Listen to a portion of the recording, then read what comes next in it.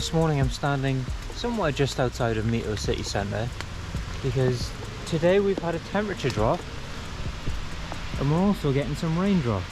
And that's obviously just what we needed today because day 4 of my cycle from Sendai to Tokyo is the longest one so far at 136 kilometers. So considering all the factors, the fact that I've been a really good planner and I'm running out of storage space on the camera, the fact that it is raining quite a bit, and the fact that it is the longest ride of the trip so far, I might not stop too much, to be honest, and you might just see me hopping between combinis on the way, so that might end up being pretty interesting. But as I said yesterday, this video is probably going to be even more of a mess than that one was, so hopefully I'll be able to get something out of it. But it doesn't help that I didn't bring any mud guards to Japan, and I've been too lazy to buy them since, but you know, that one's on me. But now I'm going to wolf down my breakfast and we'll get on the road. Already starting to get flashbacks of when I was caught out on a typhoon going towards Kawaguchiko.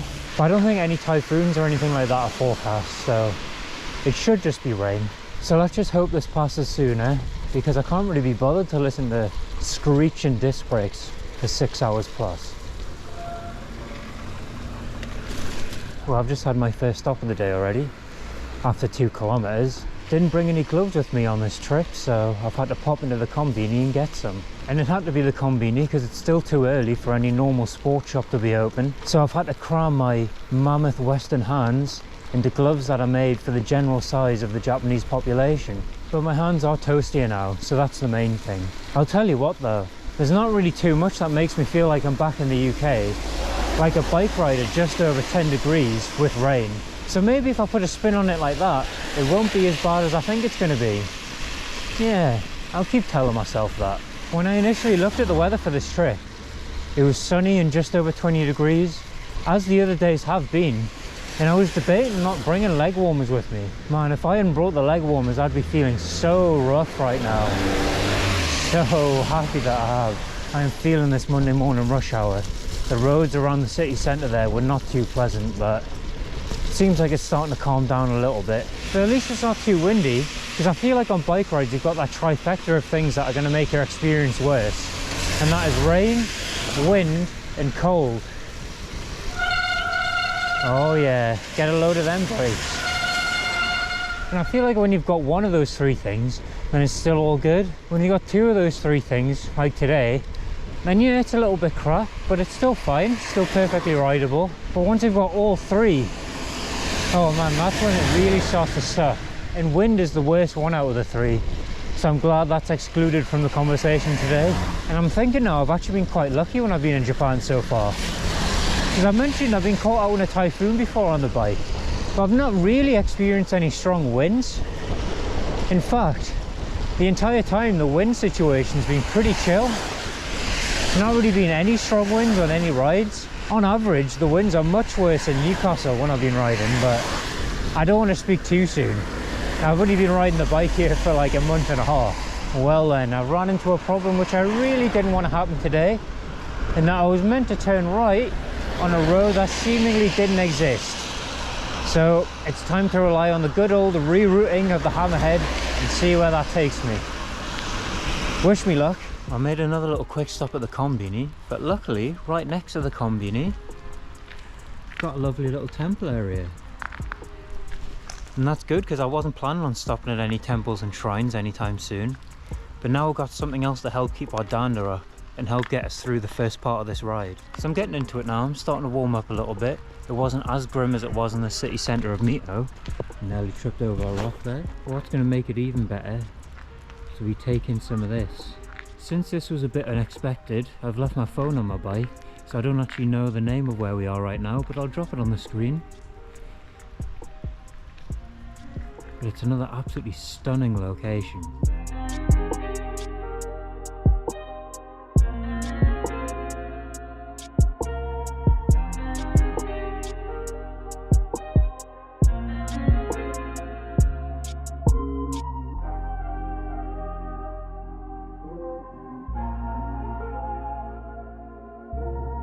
Well, temples and shrines continue to motivate me to go forward, which is especially needed today. So with about 120 kilometers still left to go on the ride, I think it's time we get going again.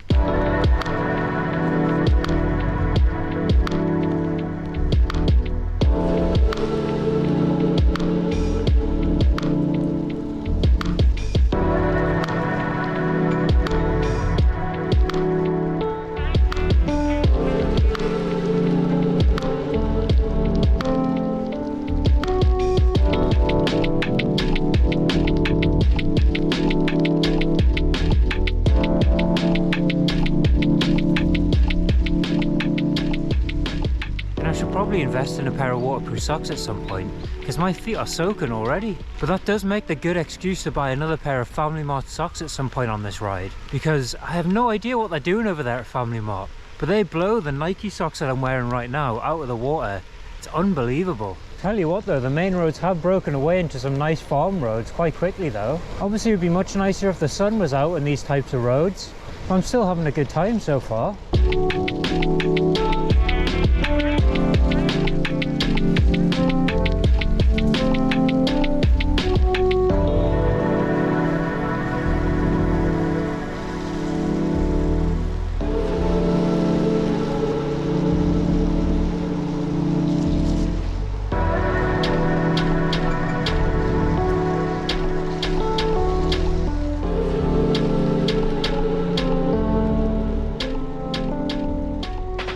Seen this place on the map earlier, I thought, oh great, I'll round off my terrible joke about non-traditional food and whatnot, but I really should have looked at the opening times because it's closed. But it's a bit of a shame really, because it had good reviews and I could have gone for a burger, to be honest. Looks like it might have to be a trusty convenience stop after all, and that's because I have no idea what's ahead. And to be honest with you, I don't really fancy fumbling about on my phone on maps trying to find somewhere in this weather. So it looks like the safest option is probably going to be the best option. I've switched to my phone now as well instead of the GoPro for all the off-bike stuff, just so I can save what's left of the GoPro storage for all those radical clips that it was built for. So hopefully the phone holds up alright, but I guess there's only one way to find out, so let's get back on the road. And oh yeah, as promised, here they are. Some of the best socks that I've worn in a very long time, and I have no idea why they're so good. But since I'm a Family Mart, also got to stock up on the other goods. And there we go, feeling a little bit fresher now. The plain ones here though aren't as thick as the ones with the pattern line on that I bought previously, but the initial impressions are still good. But it probably won't matter though, because I still get soaked in like half an hour, but whatever, it'll be a nice half an hour.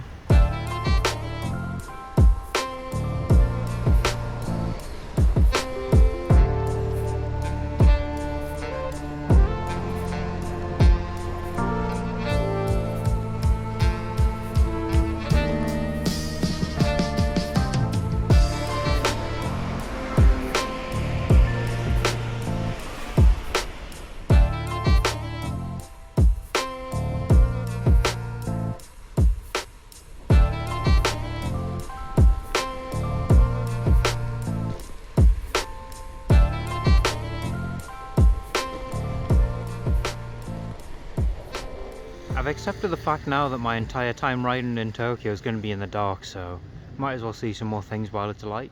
And it seems like we've got a shrine here that's in the middle of an industrial estate, so if you're over your job, at least you got somewhere to clear your head for a bit. Well, hopefully while I'm editing this together I can be asked to put some text over the top in terms of some context and history of these shrines, because I've been way too lazy to actually look it up on my phone when I've been here in person. And I'm over halfway through this ride now, but I've still got just over 60 kilometers left to go.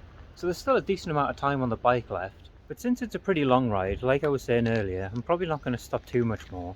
At least one more time though, because I need to give some closing thoughts on the entire ride and the entire trip in general. And I'm quite happy I found a shrine without stairs, less chance of me slipping on my cleats and dying.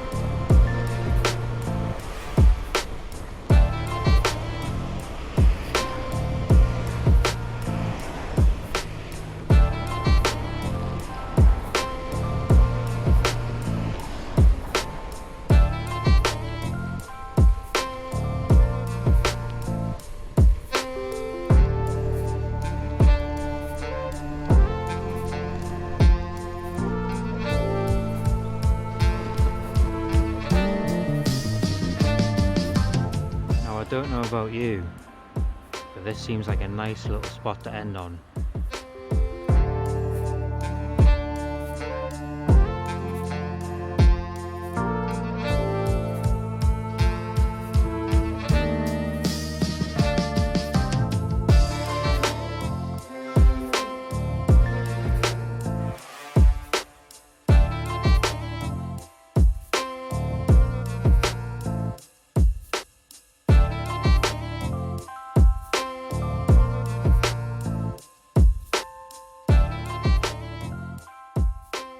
Even when I seen the impressive entrance gate when I rolled up to it, I was considering just ploughing straight through.